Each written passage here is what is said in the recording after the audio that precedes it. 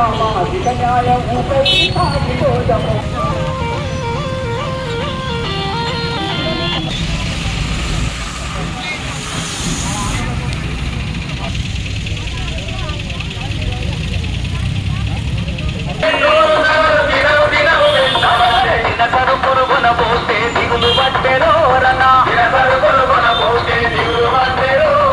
పేదల ప్రభుత్వం అంటూ ప్రగల్భాలు దేశం వెలిగిందంటారు.